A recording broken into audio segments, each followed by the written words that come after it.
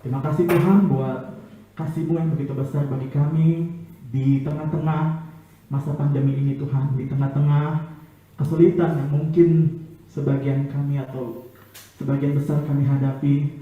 Kalau kami bisa hidup sampai saat ini, kami bisa bernafas, kami bisa menempuh pendidikan di SMA Kasih Karunia, dan juga kalau kami bisa berjumpa dengan orang-orang di sekitar kami, orang kesayangan kami, itu semua karena kasih-Mu, karena berkat-Mu dan kehidupan kami Tuhan. Terima kasih Tuhan. Kami juga bersyukur buat hari yang baru yang Kau berikan bagi kami. Biarlah kiranya Engkau terus mengurapi setiap kami, Engkau memimpin hari kami sampai nanti siang, sehingga apa yang kami lakukan hari ini dapat berjalan dengan baik Tuhan Yesus. Terima kasih Tuhan. Kami sekarang juga siap untuk mendengar firman-Mu. Biarlah kiranya Engkau mengurapi setiap kami, mengurapi setiap hati kami, sehingga kami bisa mendengar dengan baik dan kami dapat menangkap pesan Tuhan yang disampaikan oleh hamba-Mu Tuhan Yesus. Dan juga berkati supaya setiap firman yang keluar dari mulut hamba-Mu bukan berasal dari manusia, melainkan berasal dari Allah itu sendiri. Terima kasih Tuhan Yesus. Ini doa kami, dalam Tuhan Yesus, kami berdoa dan bersyukur. Haleluya. Amin. Oke, shalom semuanya. Selamat pagi. Oke, boleh diketik ya di chat, shalom, selamat pagi ya, supaya saya tahu siapa saja yang respon. Oke. Ya, selamat datang kembali di ibadah kali ini. Sekali bersyukur bisa berdiri di sini berjumpa dengan Bapak Ibu sekalian dan juga anak-anak kami yang terkasih ya. Semoga semuanya dalam keadaan sehat saat ini, keadaan yang sukacita serta diberkati oleh Tuhan ya.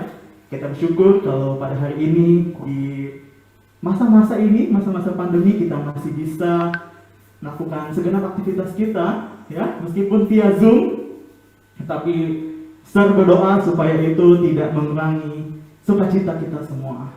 Amin. Yes. Oke, siapa yang siap untuk mendengar firman Tuhan hari ini? Boleh raise hand atau boleh chatting. Ya, saya siap mendengar firman. Coba ketik atau raise hand. Ya. Oke, puji Tuhan. Baik, mari kita siapkan hati kita, Bapak Ibu dan anak-anak sekalian. Kita mau menerima firman Tuhan pada pagi hari ini yang terambil dari kitab Markus ya. Debbie bisa bantu share untuk share screen ya. Oke, thank you Debbie. Ya, bisa dibikin full screen dah?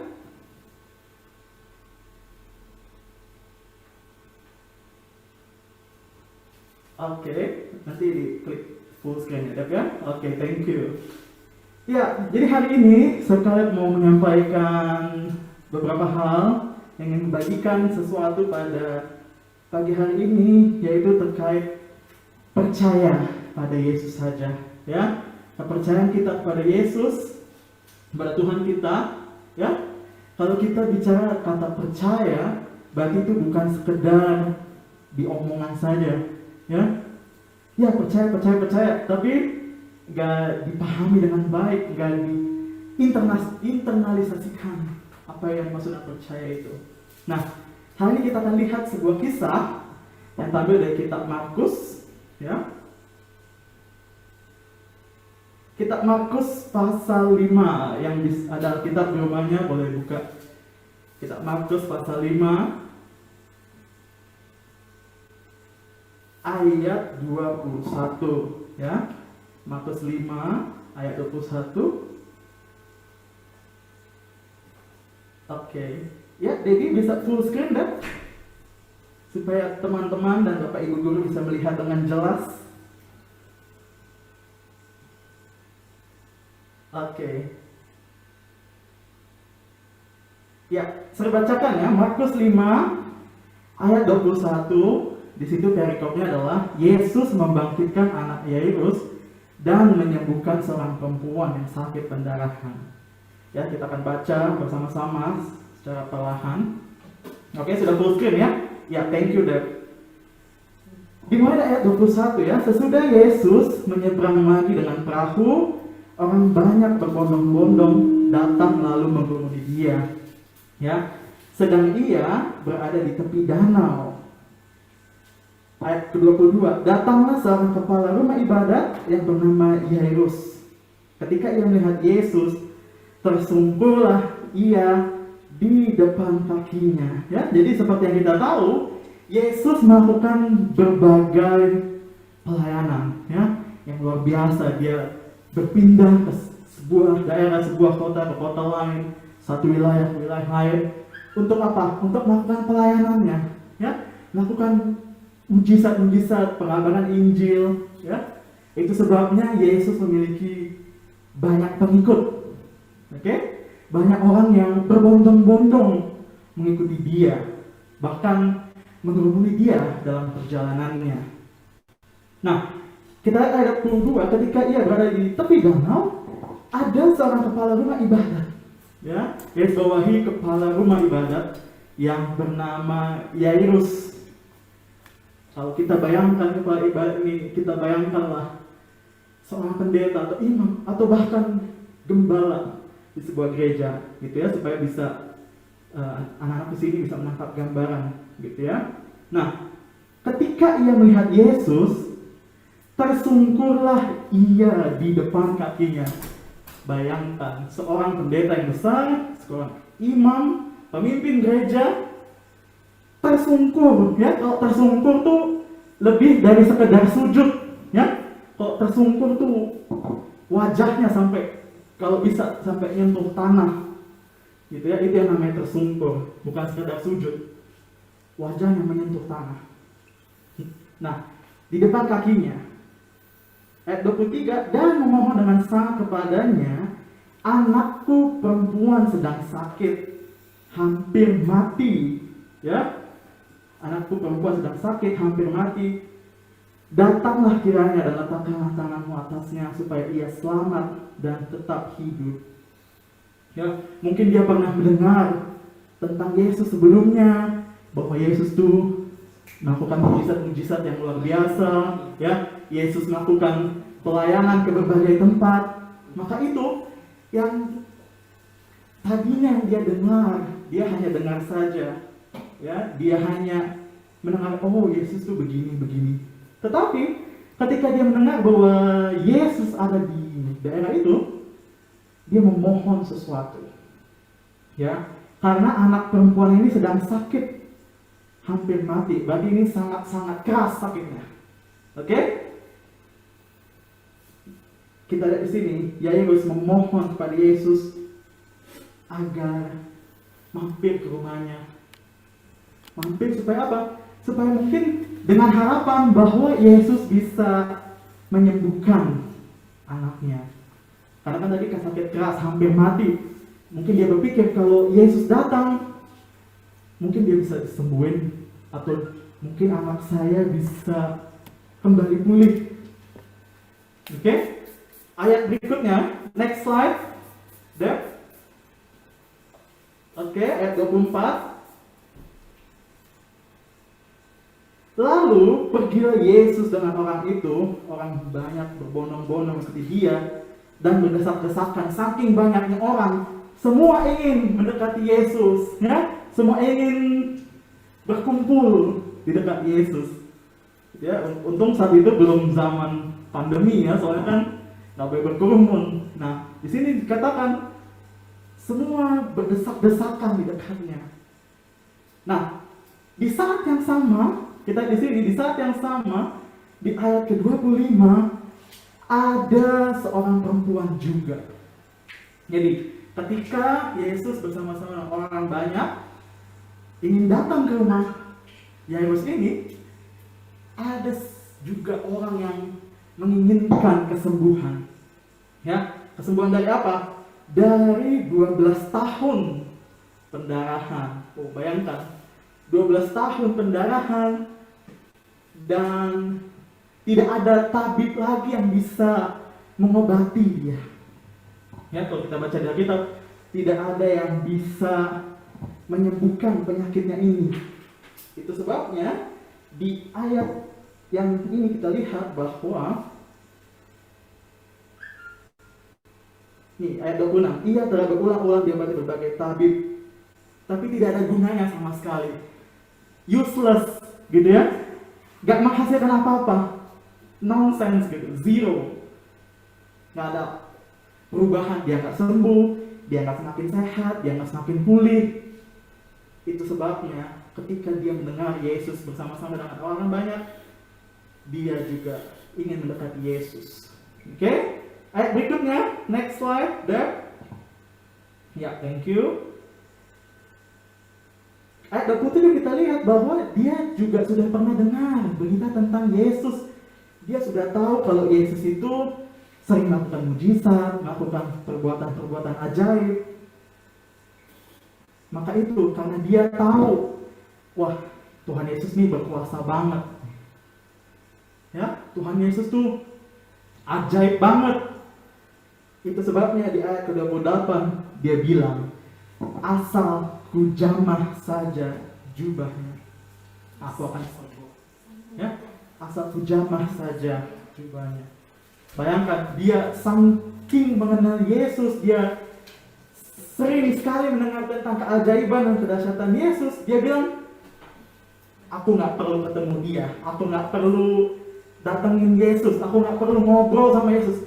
Aku pegang aja jubahnya, ya, baju panjang ya. Aku pegang aja jubahnya, aku yakin aku sembuh.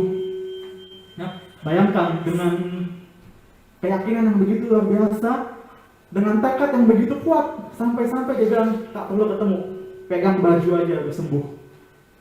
Oke? Kemudian ini yang luar biasa, teman-teman sekalian. Seketika itu juga berhentilah pendarahannya. Wow, ini dahsyat ya. Bukan 1 jam kemudian, bukan 5 jam kemudian, bukan seminggu kemudian. Tapi di sini dibilang apa? Ayat 29, seketika. Artinya apa seketika? Saat itu juga. Di saat yang sama, waktu dia pegang jubah Yesus, mujizat terjadi, kesembuhan terjadi. Wow, Tuhan Yesus sangat dahsyat, amin. Ayat berikutnya, coba kita lihat ayat berikutnya. Kita lihat ayat ke-30.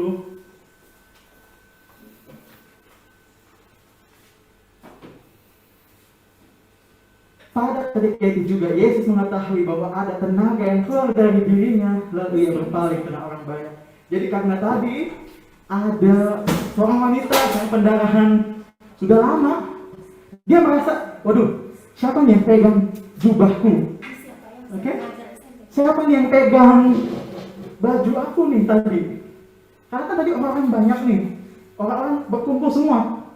Kan nggak kelihatan dong siapa yang pegang, atau ada yang tarik, atau ada yang iseng mungkin. Yesus bertanya, siapa yang menjamah jubahku? Siapa yang pegang bajuku nih? Oke? Murid-muridnya bilang, ya murid-muridnya juga nggak tahu karena kan mereka juga berada dalam desakan itu. Ya, mereka juga ada dalam kerumunan-kerumunan tersebut. Maka itu dibilang, engkau bertanya siapa yang menjamah aku? Karena murid-muridnya juga tidak tahu siapa yang menjamahnya. Di ayat ke-32 dia bilang, dibilang di Alkitab di sini, lalu ia memandang sekelilingnya. Yesus mencari tahu sendiri siapa yang pegang jubah gue ini tadi. Oke? Siapa yang tadi pegang bajuku sampai aku berasa gitu, ada yang tarik-tarik gitu. Ya, kita ayat berikutnya, ini menarik nih ceritanya. Ayat berikutnya ada. Next slide. Nah, waktu Yesus kan merasa gini, ih siapa nih yang tarik ya? Apa ada murid gua yang tarik? Atau ada cewek mana yang tarik? Perempuan tuh jadi takut, ih Yesus tahu nih gua yang tarik. Ya, Yesus tahu nih ada yang bahwa tadi aku sentuh jubahnya. Ya? Maka perempuan ini juga tersungkur di depan Yesus, ya, tersungkur itu artinya sampai menyentuh tanah gitu ya. Karena dia ketakutan, masa Tuhan Yesus yang begitu dahsyat aku sentuh gitu, aku pegang bajunya, jubahnya. Dia menjadi gemetar, jadi takut. Jangan-jangan aku nanti berdosa lagi, atau aku dimarahin di tempat umum lagi, atau aku diomelin sama Yesus lagi di orang-orang ini.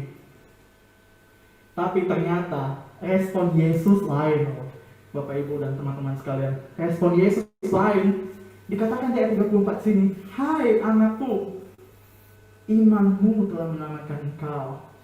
Pergilah dengan selamat dan sembuhlah dari penyakitmu." Wah, ini luar biasa.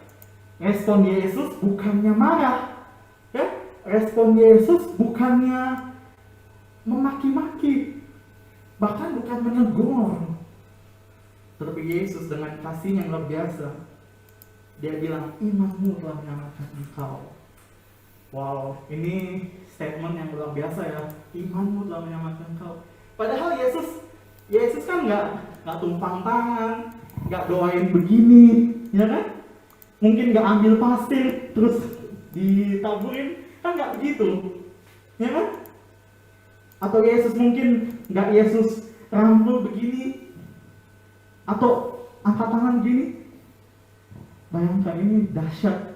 Hanya karena imannya, hanya karena keyakinannya yang luar biasa. Waktu dipegang jubah Yesus, dipegang baju Yesus, sembuh seketika. Wow, dahsyat ya. Yes, luar biasa. Kita lihat ayat berikutnya. Ayat 35. Sebelumnya 35. Ketika Yesus masih berbicara, datanglah orang dari keluarga kepala rumah ibadat itu dan berkata, "Anakmu sudah mati." Jadi kita tadi kan flashback ya. Kita tadi kisah awalnya, kronologisnya tadi, di awal itu tadinya mau ke rumah Yairus, ya kan? Tapi tadi terhambat. Perjalanan mereka ke rumah Yairus terhambat karena ya ini tadi ada perempuan yang 12 tahun pendarahan yang menghalangi. Ya kan? Lagi istilah gini, lagi fokus-fokus mau ke rumah Yairus, tiba-tiba ada yang gangguin gitu, ada yang menghalangi. Terus dibilang, "Ya, lihat, gak usah lagi kamu ke rumah." Bayangkan, gak usah lagi Tuhan Yesus ke rumah. Anak lo nih udah mati nih, anak kamu udah mati. Untuk apa lagi Tuhan Yesus datang? Oke, kira-kira kalimatnya seperti itu ya, kalau di bahasa sehari-hari. Ngapain lagi Tuhan Yesus mampir ke rumah kita? Udah lewat orangnya, ya kan? Udah the end, game over. Udah koit gitu ya. Udah KO. Udah mati gitu. Ngapain lagi datang ke rumah kita? Gak perlu lagi lah nyusahin Yesus. Udah telat. It's too late. Gitu ya. It's too long. Terlalu lama gitu. Ayat berikutnya ini menarik. Ayat 36. Next. That. Iya. Tetapi Yesus tidak menghiraukan. Bayangkan ya, teman-teman, murid-murid semuanya, Yesus tidak menghiraukan. Artinya apa? Dia nggak peduli, ya, dia don't care gitu. I don't care. Mau orang ngomong apa, udah telat kek. Mau orang ngomong dia udah mati kek. Mau orang ngomong nggak berguna lagi datang ke rumah, I don't care. Oke? Wah, ini dahsyat. I don't care. Jadi Yesus menghiraukan perkataan-perkataan yang negatif tadi. Percuma lah datang-datang, untuk apa? Udah meninggal, udah mati orangnya, ya kan?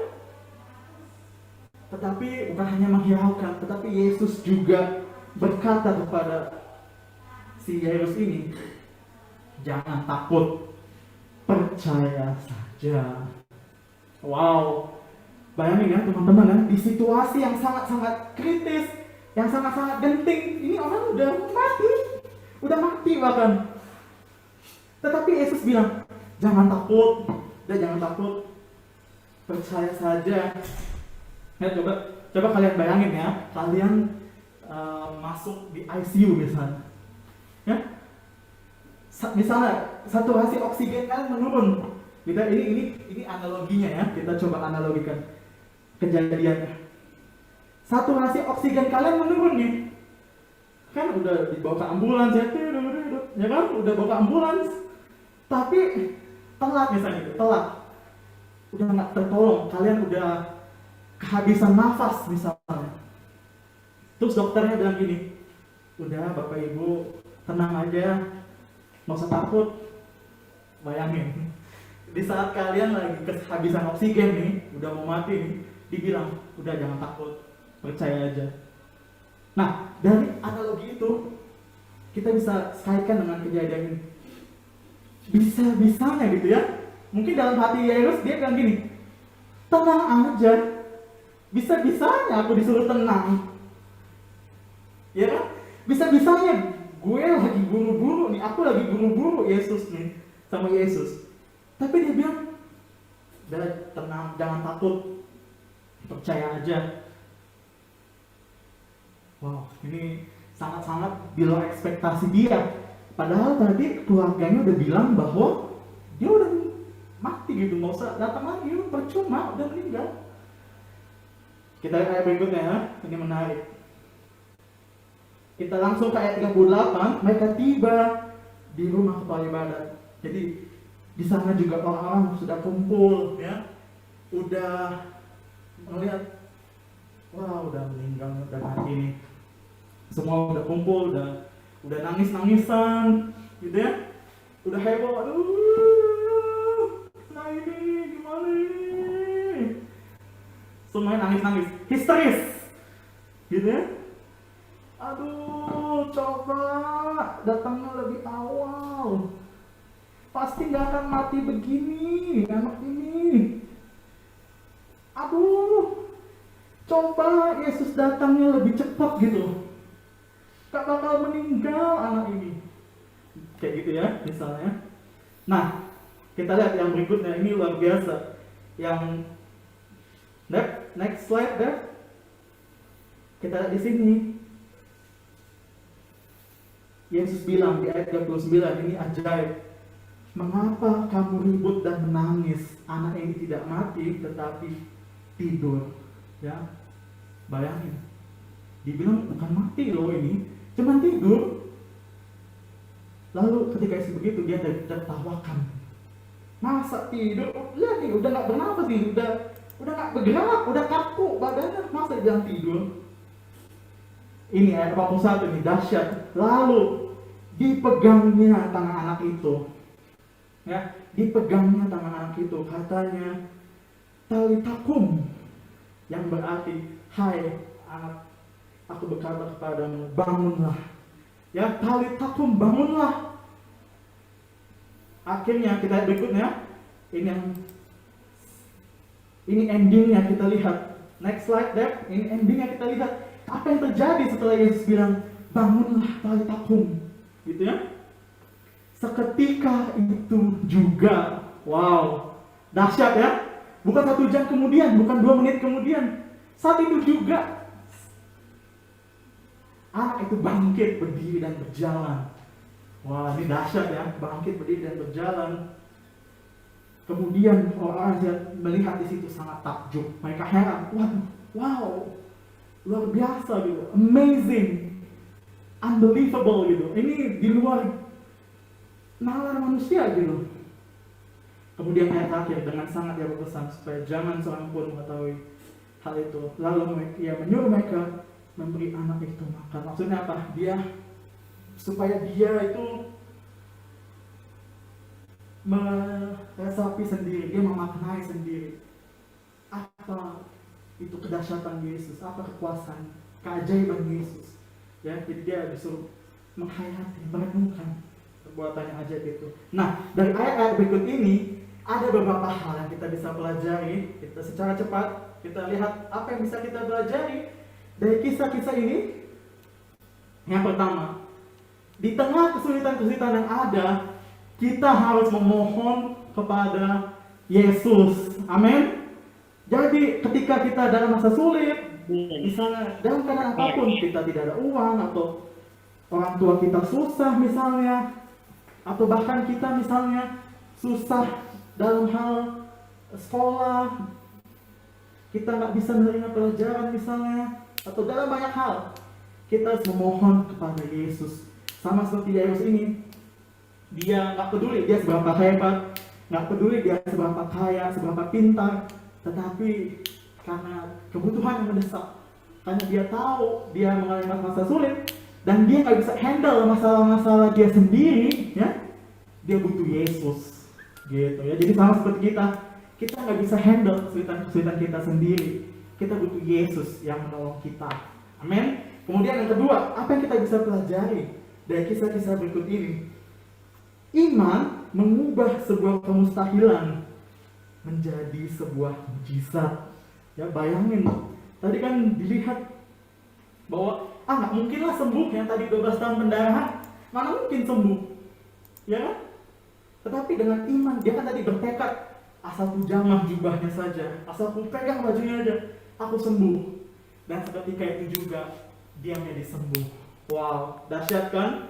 Kemudian yang terakhir, apa yang kita bisa pelajari dari kisah-kisah berikut ini? Kita harus menghiraukan penghalang-penghalang yang ada dan fokus kepada penyertaan dan kuasa. Penghalang-penghalang itu apa? Bisa kita diejek mungkin, ya? Kan bisa aja tadi yang 12 tahun pendarahan bisa aja diejek. Ngapain lu pegang-pegang Yesus? Bisa kayak gitu kan? Ngapain lu pegang-pegang jubahnya? Najis. Itu kan najis, kalau dianggap orang itu najis loh. Sakit-sakit yang nggak sembuh dianggap najis. Tetapi cacian-cacian itu, makian-makian itu, atau bahkan nyinyiran gitu ya, bahasa gaulnya nyinyiran itu tidak dihilangkan. Aku nggak peduli apa kata orang. Aku nggak peduli orang mau ngejek aku, mau ngeledek aku, mau jelek-jelekin aku, tetapi aku harus tetap fokus pada Yesus. Karena aku tahu nih, yang aku temui bukan orang sembarangan. Ini bukan sembarang orang, ini Yesus yang dahsyat, yang berkuasa lewat perkataannya, lewat perbuatannya. Jadi kita nggak perlu khawatir ya, karena ada Yesus yang menyertai kehidupan kita. Amin. Puji Tuhan. Kita bersyukur buat firman Tuhan pada pagi hari ini. Biarlah firman Tuhan hari ini mengajarkan kepada kita bahwa di tengah kesulitan apapun kita harus memohon kepada Yesus. Kemudian yang kedua tadi apa? Kita harus beriman. Karena dengan iman bisa mengubah hal yang tadinya mustahil, yang tadinya tidak mungkin menjadi mungkin. Dan yang ketiga, yang terakhir tadi adalah kita hiraukan penghalang-penghalang ada. Kita nggak peduli apa kata orang tentang iman kita, tetapi kita fokus kepada penyertaan Yesus, kepada pertolongan Tuhan. Karena Tuhan Yesus yang akan bermujizat, yang akan menunjukkan keajaibannya dalam kehidupan kita. Amin. Puji Tuhan. Kita tepuk tangan untuk Tuhan. Haleluya. Mari kita bersatu dalam doa. Kita bersyukur buat firman Tuhan pada pagi hari ini. Tuhan, terima kasih Tuhan, kami bersyukur buat firman-Mu yang memberkati kami. Biarlah kiranya kami belajar dari kisah anak Yairus ini dan kisah seorang wanita yang mengalami pendarahan selama 12 tahun. Biarlah kiranya dalam masa-masa sulit, dalam masa-masa kehidupan kami berfokus kepada Yesus. Kami tidak bersungut-sungut, kami tidak meragukan kuasa Tuhan, karena kami percaya kalau kami bersama dengan Yesus, kalau kami berdoa kepada Yesus, kami memohon penyertaan Tuhan, maka Tuhanlah yang akan bermujizat, Tuhanlah yang akan berkarya dalam kehidupan kami, Tuhan Yesus. Tuhan berkati setiap kami, agar setiap kami, Bapak Ibu Guru, bahkan anak di SMA Kasih Karunia, siswa-siswa SMA Kasih Karunia, mengalami pertumbuhan iman, sehingga di hari-hari depan kami tidak jadi goyah, kami tidak jadi bimbang, karena kami yakin Tuhan bersama dengan kami. Terima kasih Tuhan Yesus, kami percaya Tuhan juga akan menguatkan setiap kami, sehingga kami tidak bimbang, kami tidak takut, kami tidak gentar menghadapi hari-hari ke depan, karena Tuhan beserta dengan kami. Terima kasih Tuhan Yesus, kami bersyukur buat semuanya. Ini adalah kami, dalam Tuhan Yesus, kami berdoa dan mengucap syukur. Haleluya. Amin. Terima kasih semuanya. Selamat pagi. Tuhan Yesus memberkati.